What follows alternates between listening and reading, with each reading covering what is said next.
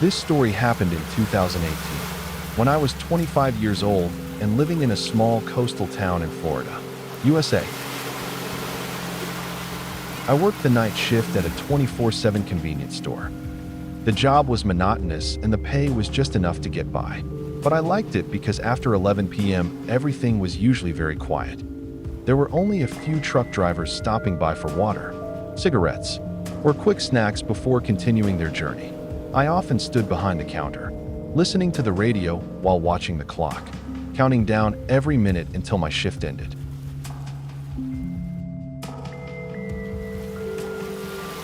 That night the air was cold and damp, with wind blowing in from the ocean carrying a heavy smell of salt.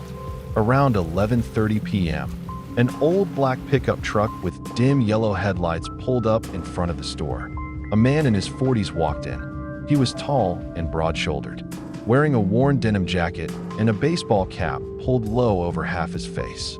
When he approached the counter to buy a pack of cigarettes, I immediately felt a strange sense of unease rising inside me. Unlike most customers, he didn't look down at the counter. He stared straight at my face. His eyes were ice cold, unblinking, like he was sizing up prey. He asked in a deep, raspy voice, "What time do you get off?" I answered shortly that I wasn't allowed to discuss personal matters with customers. He gave a twisted smile that sent goosebumps all over my skin. Then he added, "Night shifts are tough. Huh, you must be really tired going home alone this late." His words felt like an icy knife sliding down my spine. I just nodded, my hand slightly shaking as I handed him the receipt. He took the pack of cigarettes, gave me one last look with those eyes, and walked out. The pickup truck started up and drove away, but the fear clung to me for the rest of my shift. I kept glancing at the glass door, my heart beating faster than usual, feeling as if someone was watching me from the darkness outside.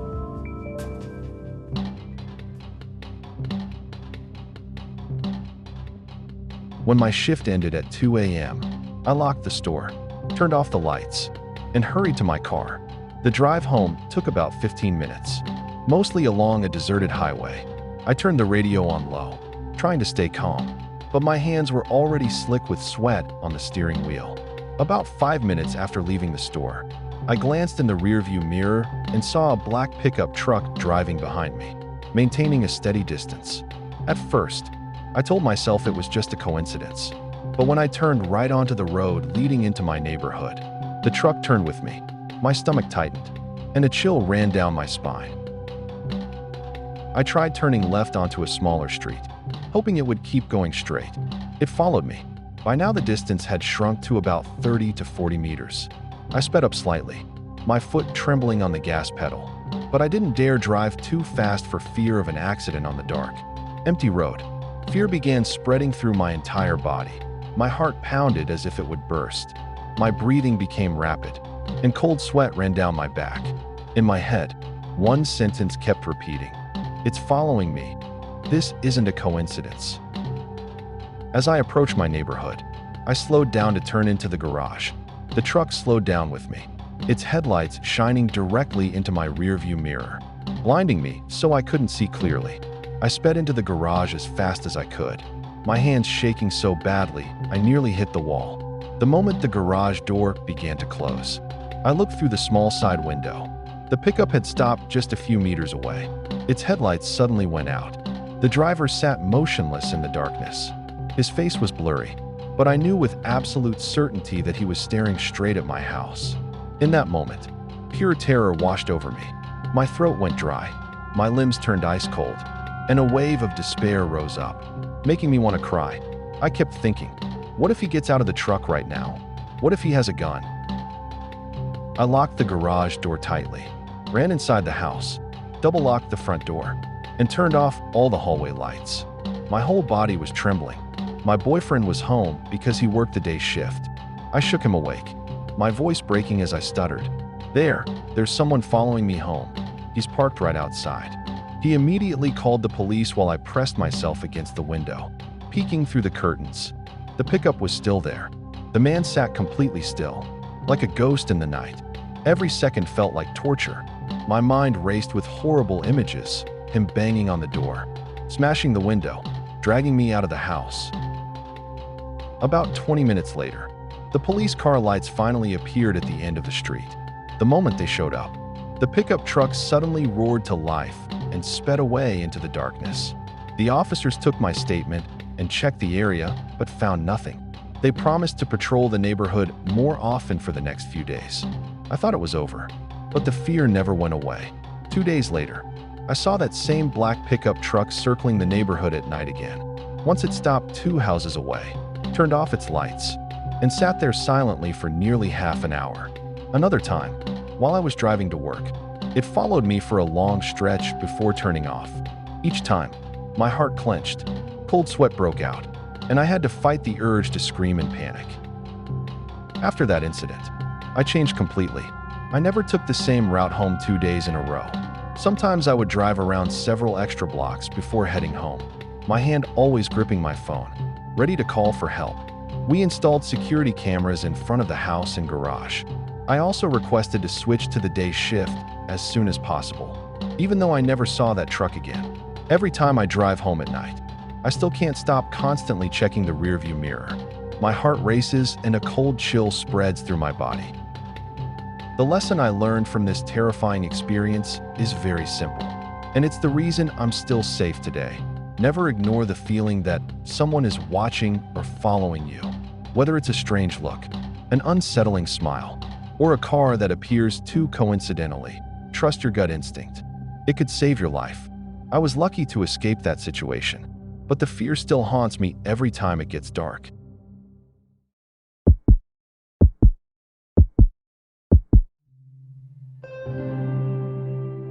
This story took place in 2017, when I was 19 years old and traveling with my 3 closest friends, all of us around 19 to 20 years old. We decided to go camping for the weekend in a famous coastal forest on the North Island of New Zealand. The place was breathtaking, dense green forest mixed with white sand trails, just a few hundred meters from the beach. During the day, the campground was crowded with families, kids, and hikers, but as late afternoon arrived, everything gradually became quiet and deserted. We set up our tents, lit a campfire, grilled sausages, and laughed together all afternoon. None of us imagined that this fun trip would turn into a nightmare. That late afternoon, around 5:30 p.m., there was still a bit of golden orange light left, but the sun had begun to set behind the tall trees. The 4 of us, me, Alex, Mia, and Jordan, decided to take a walk and explore a less traveled trail through the forest. The path went deep into the woods, winding through thick bushes and ancient moss-covered trees. The air was cool, carrying the scent of decaying leaves and sea salt. We walked along, telling jokes and kicking pebbles on the trail, completely unaware that the light was fading fast. After walking for about 20 minutes, the sky began to darken rapidly. Long tree shadows stretched across the path like black fingers. Mia was the first to speak up. "Let's head back. It's getting dark and we don't have flashlights." We agreed and started turning around. On the way back, after just a few minutes, Jordan suddenly stopped and whispered, "Guys, do you hear that?" We fell silent. At first, no one heard anything except the light wind and distant waves. Then crack! The clear sound of a dry branch snapping came from the bushes behind us, only about 10 to 15 meters away. My heart tightened. We froze, spun around, and shouted loudly, "Hello? Is someone there?" Our voices echoed through the forest, but there was no reply, only heavy silence. Alex forced a laugh. "It's probably just a kiwi bird or something. Don't freak out." We kept walking, but everyone's steps were noticeably quicker. Less than a minute later, the sound of footsteps following us became much clearer. It wasn't the wind or falling leaves. It was the sound of shoes or boots stepping on dry branches and damp leaves. Steady and deliberate, we turned around again. By now, the remaining light was just enough for us to see the silhouette of a man about 50 meters behind us. He was dressed entirely in dark clothing, a black hoodie with the hood pulled up, dark pants, no flashlight, no backpack, nothing at all. He stood motionless on the trail, staring directly at us. He didn't move closer, but he didn't leave either. A freezing chill ran down my spine. Mia gripped my hand tightly, her voice shaking. "Guys, he's looking at us." Jordan whispered, "Run." The whole group panicked. We sprinted toward the more crowded campground. Our feet pounded the trail, sand flying everywhere, breathing ragged. My heart hammered so hard it felt like it would explode, and cold sweat ran down my back even though the night air was chilly. Every time I looked back, I saw that silhouette. He was still following us from a distance, appearing behind one tree trunk and then vanishing behind another, like he was playing a sick game of hide and seek with us. The distance didn't close, but he never lost sight of us. I kept thinking over and over, who is he? Why doesn't he have a light? Why is he out here alone in the dark? Pure terror spread through my body, as if someone was squeezing my chest. We shouted to each other, our voices cracking with fear. "Faster! Don't stop!" After about 10 minutes of running at full speed, we finally burst out of the forest and made it back to the campground. The sight of campfires and the sound of people laughing around us gave us a moment of relief. But the fear hadn't left. We ran straight to the management office, panting as we told them what happened. The staff looked concerned and immediately called the local police. 2 officers arrived about 20 minutes later with powerful flashlights and followed the trail we had run on. They searched thoroughly for nearly an hour, but found no one. One officer said, "It might be a local who knows the area well, or just someone out for a late walk. There are occasionally drifters around here." But we knew it wasn't just a normal late walker. When we returned to our tents, the horror only grew stronger. Jordan swept his flashlight around our campsite and discovered several strange footprints in the damp sand, large boot prints right next to the edge of our tents. They weren't ours, and we were certain they hadn't been there the night before. Someone had crept up to our tents in the darkness and stood watching while we slept. Mia started crying. None of us could sleep that night. We took turns keeping watch, each of us holding a pocket knife or flashlight as a weapon. Every rustle of leaves made us jump. The next morning, as soon as the sun rose, we packed up our gear in silence. No one wanted to stay even one more minute. We drove away from the campground immediately, our hearts still heavy with fear. Even though the police promised to increase patrols, we never returned to that place again. The lesson from this terrifying experience is very simple, and it's the reason we're still safe today, in wide open spaces like dense forests or sand dunes. Never split up when it gets dark, and always trust strange sounds. Even if you first think it's just the wind or birds, your gut instinct is never wrong. If you feel uneasy, act immediately. Run to where there are people, call for help, or change your plans. We were lucky to escape that situation, but the fear still haunts me every time I hear a branch snap in the forest at dusk.